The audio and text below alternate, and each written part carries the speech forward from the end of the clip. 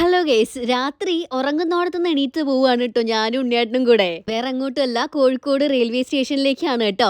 ഇപ്പൊ കാര്യം മനസ്സിലായി കാണൂലേ? അതെ, ചിന്നു ലാൻഡ് ചെയ്യുന്നുണ്ട്. 3:10 എത്തേണ്ട ട്രെയിൻ 10 മിനിറ്റ് ലേറ്റ് ആയിട്ടാണ് കേട്ടോ എത്തിയത്. കുഴപ്പമില്ല, ഒരു 10 മിനിറ്റ് അല്ലേ, ആ 10 മിനിറ്റ് ഞങ്ങൾ റീൽസ് കണ്ടിരുന്നു. അങ്ങനെ ഇതേ അവൾ എത്തി കേട്ടോ. പുതിയ വണ്ടിയിൽ അവൾ ആദ്യമായിട്ടാണ് കേട്ടോ കേറുന്നത്. അതിന്റെ എക്സൈറ്റ്മെന്റ് ഒക്കെ മുഖത്തുണ്ട്.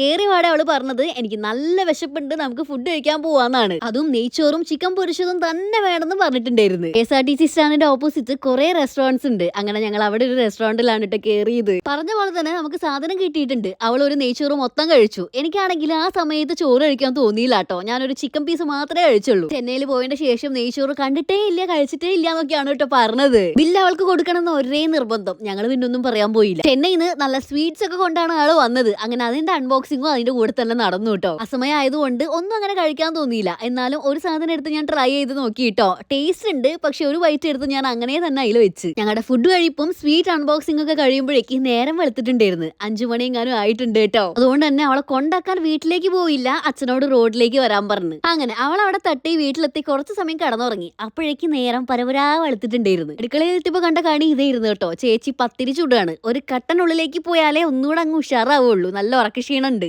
അപ്പൊ ഇത്രയൊക്കെ ഉള്ളൂ. ടാറ്റാ.